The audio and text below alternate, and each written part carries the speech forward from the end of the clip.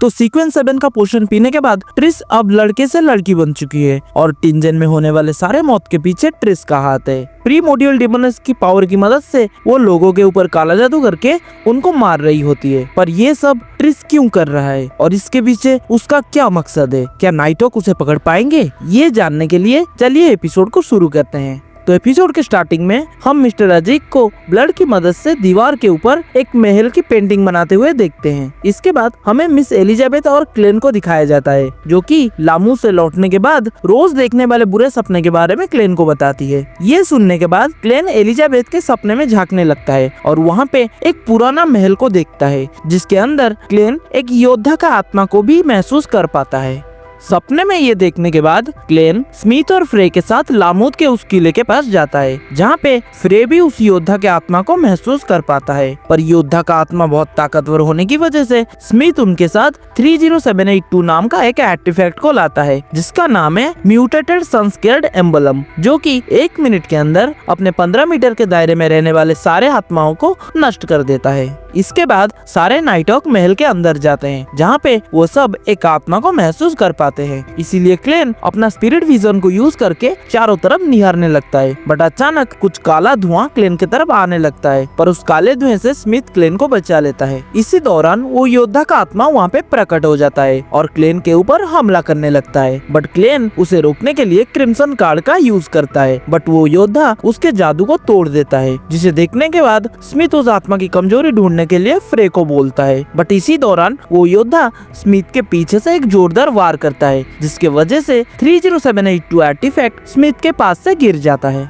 मार खाने के बाद भी स्मिथ उस योद्धा से लड़ता रहता है। तभी फ्रे को उस योद्धा का कमजोरी मिल जाता है, जो कि उसके राइट हैंड के ग्लोब में प्रेजेंट था। फ्रे की ये बात सुनने के बाद स्मिथ उसके राइट हैंड को गोली मारता है, पर वो योद्धा उस गोली को बराबर 2 हिस्सों में काट देता है। योद्धा की ये भयानक शक्ति देखने के बाद क्लेन जमीन में गिरे हुए 30782 आर्टिफैक्ट की तरफ भागने लगता है, पर आर्टिफैक्ट के पास पहुंचने से पहले ही वो आत्मा अपने कोनी की मदद से क्लेन के ऊपर एक जोरदार वार करता है, बट योद्धा की ये वार को स्मिथ सपनों में कन्वर्ट कर देता है, जिसके वजह से क्लेन बच जाता है। इसी भागदौड़ के बीच 30782 आर्टिफैक्ट का पावर भी एक्टिव हो जाता है। एक्टिव होते ही सडनली आर्टिफैक्ट उस योद्धा के आत्मा को नष्ट कर देता है और सारे नाइट हॉक को बचा लेता है। लड़ाई खत्म होने के बाद क्लेन को उस महल के अंदर एक तस्वीर मिलता है, जिसे देख के स्मिथ बोलता है, ये शायद लामूद के पहले सम्राट है, जो कि अचानक गायब हो गए थे। पर तस्वीर को देख के क्लेन को वो चेहरा जाना पहचाना लगता है। थोड़ी देर सोचने के बाद क्लेन को वो तस्वीर बिल्कुल मिस्टर अजीक की तरह लगता है, जिसे देख के क्लेन थोड़ा घबरा जाता है। इसके बाद उस महल के अंदर सारे बुरी आत्माओं का शुद्धिकरण के लिए स्मिथ उस जगह में 30782 आर्टिफैक्ट के साथ पहरा देने के लिए सोचता है। स्मिथ की ये बात सुनने के बाद क्लेन सबसे पहले पहरा देने के लिए बोलता है। क्लेन की ये बात सुन के स्मिथ क्लेन को 30782 आर्टिफैक्ट देता है और महल के बाहर चला जाता है। बेसिकली ये आर्टिफैक्ट इन 30 राज्यों में ही पाया जाता है और ये सन पाथवे को रिप्रेजेंट करता है। इसके बाद क्लेन सोचता है, अगर मैं इस आर्टिफैक्ट को अपने ग्रे फॉग की दुनिया में इस्तेमाल करूं तो शायद मुझे कुछ नई चीज पता चल सकता है। इसीलिए क्लेन अपने फॉग की दुनिया में उस आर्टिफैक्ट को लेके एंटर करता है और म्यूटेटेड सनस्केयर्ड एम्बलम कैसे बना है ये देखने की कोशिश करता है। इसके बाद क्लेन इटर्नल ब्लेजिंग सन के चर्च को देखता है, जो कि सन पाथवे का मालिक है। तभी एक बंदा 30782 के एम्बुलम के अंदर सामने रखे हुए गोल्डन कलर की लिक्विड को घुसाने की कोशिश करता है, पर उस गोल्डन लिक्विड की एक बूंद गिरते ही 30782 बेकाबू होने लगता है। इसीलिए क्लेन उस लिक्विड को नजदीक से देखने की कोशिश करता है। जब क्लेन उस गोल्डन लिक्विड के एक बूंद को टच करता है, तभी अचानक उसके चारों ओर अंधेरे में भर जाता है और एक बहुत ही गाढ़ा येलो लाइट क्लेन के साथ टकराता है, जैसे कि सूरज का किरण हो। लाइट इतना स्ट्रॉन्ग होता है कि क्लेन की पूरी बॉडी जलने लगता है और उसके फॉग की दुनिया भी डिस्ट्रॉय हो जाता है। बट तभी कुछ ग्रे फॉग क्लेन को चारों तरफ से कवर कर देते हैं, जिसके वजह से क्लेन जल के राख होने से बच जाता है। इसके बाद क्लेन को लगता है कि शायद वो सीधा एक देवता को देख लिया, इसीलिए उसका ये हाल हुआ है। तभी क्लेन के हाथों में एक मंत्र प्रकट होता है, जिसमें सन पाथवे का सीक्वेंस 4 का पोर्शन के बारे में लिखा हुआ है। ये देखने के बाद क्लेन खुश होता है और उसे पता चलता है कि एक्चुअली वो गोल्डन लिक्विड एक देवता का खून था। महल के अंदर सारे काम खत्म होने के बाद स्मिथ क्लेन को उसके घर पे छोड़ के चला जाता है। घर के बाहर क्लेन को मिस्टर अजीक का लेटर मिलता है जिसमें होर्नासिक के बारे में इंफॉर्मेशन लिखा हुआ होता है। इसीलिए क्लेन मिस्टर अजीक से मिलने के लिए खोयो यूनिवर्सिटी जाता है। कमरे के अंदर जाते ही क्लेन को वहाँ पे मिस्टर अजीक नहीं मिलते, बट तभी क्लेन का नजर दीवार में हुए महल के पेंटिंग के ऊपर गिरता है जो कि मिस्टर अजीक ने बनाया था। लामूद के महल को फिर से देखने के बाद क्लेन बहुत घबरा जाता है। तभी वहाँ पे अजीक आ जाता है जिसे देख के क्लेन और भी ज्यादा घबरा जाता है। बट क्लेन को घबराते हुए देख अजीक बोलते हैं, मेरे सपने में ये महल बार बार आता है, इसीलिए इसका ड्राइंग मैंने दीवार पे बना दिया। इसके बाद अजीक होर्नासिस के बारे में लिखे हुए एक किताब को क्लेन को देते हैं। किताब को पढ़ने के बाद क्लेन को अपने सपने में देखे हुए पूजा स्थल के बारे में याद आता है जो कि एक पहाड़ के चोटी पे था और वहाँ पे एक बड़ा सा सिंहासन भी हुआ करता था। किताब से हमें पता चलता है कि होर्नासिस एक पर्वत है जो कि लोन किंगडम से इंटीज तक फैली हुई है। वहाँ पे रहने वाले सारे लोग मौत को अंत नहीं समझते, बल्कि मरने वाले लोगों को वो 3 दिन तक अपने बिस्तर के पास रखते हैं। तभी मिस्टर अजीक कॉफी लेके वहाँ पे पहुँचते हैं। उनके बातचीत से हमें पता चलता है कि वहाँ पे रहने वाले सारे लोग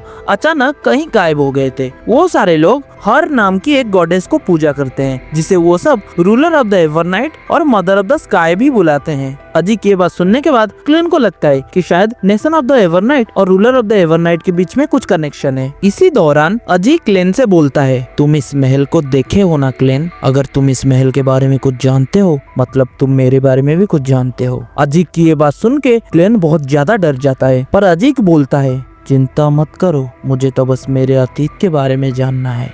इसके बाद क्लेन मिस्टर अजीक को लामूद के महल के पास लेके जाता है। महल के पास जाने के बाद अजीक को अपने सफेद घोड़ा और अपने बच्चे के बारे में याद आने लगता है जो कि एक लंबी तलवार पकड़ के यहाँ पे खेल रहा था। लंबी तलवार के बारे में सुनने के बाद क्लेन को लगता है शायद महल में फाइट करने वाला योद्धा अजीक का ही बेटा है। थोड़ी देर घूमने के बाद अजीक अपने बेटे का तलवार को देखता है जिसे उठाने के बाद अचानक वहाँ पे जोर जोर से हवा बहने लगता है और टूटे हुए महल फिर से समेटने लगते हैं, जिसे देख के क्लेन चौंक जाता है और सोचता है शायद ये अजीक का ही सपना है। तभी उनके सामने एक नीचे जाने वाली गेट खुलता है जिसे देखने के बाद क्लेन और अजीक उसके अंदर एंटर करते हैं। सीक्रेट रूम के अंदर अजीक को एक कवर मिलता है जिसके अंदर अजीक को अपने बेटे का डेड बॉडी मिलता है जिसका सर गायब होता है। बेटे की ये हालत देखने के बाद अजीक बहुत ज्यादा गुस्सा हो जाता है और उसके अंदर से एक तूफान की तरह हवा निकलता है जिसके वजह से क्लेन सीधा जाके एक खंबे से टकराता है।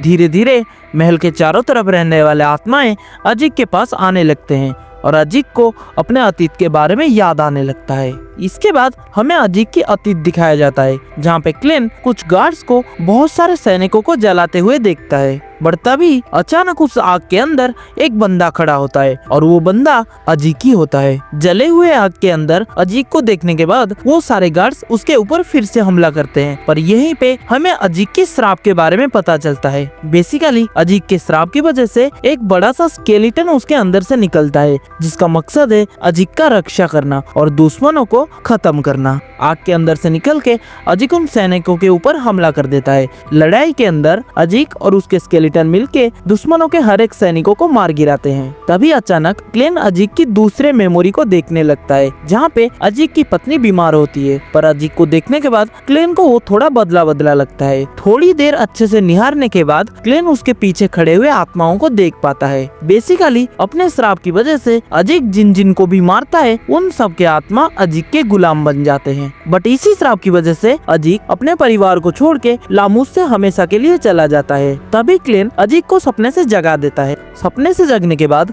अजीक अपने बेटे की कटे हुए सिर को ढूंढने की कोशिश करता है और ब्लड लाइन ट्रेसिंग जादू को परफॉर्म करता है जिसके वजह से अजीक का बहता हुआ खून सीधा जाके क्लेन से टकराता है, पर ये एक छलावा होता है। इसके बाद अचानक अजीक और क्लेन के सामने इंसानों की आंखों से बना हुआ एक बड़ा सा गेट प्रकट होता है जिसके अंदर से बहुत सारे मरने वाले इंसानों का खोपड़ी निकलता है। बट उनमें से अजीक को अपने बेटे का कटा हुआ सर तो मिल जाता है, लेकिन सर काटने वाले इंसान के बारे में कुछ भी पता नहीं चल पाता। बेटे के सर को पाने के बाद अजीक उस सर को और अपने तलवार को एक अलग जगह दफना देता है। तभी पीछे से क्लेन पूछता है, मिस्टर अजीक, क्या आपको याद आया कि आप कौन हैं? पर अजीक बोलता है, नहीं, मुझे सब कुछ याद नहीं आया। शायद मैं एक ऐसा इंसान हूँ जिसने बहुत लंबी जिंदगी जी है। मुझे लगता है हर 100 सालों के बाद मैं एक लंबी नींद सोता हूँ और जगने के बाद मुझे बस मेरा नाम ही याद रहता है। मैं सब कुछ भूल जाता हूँ। शायद ये ही मेरी किस्मत है। अजीक की ये बात सुनने के बाद क्लेन को थोड़ा बुरा लगता है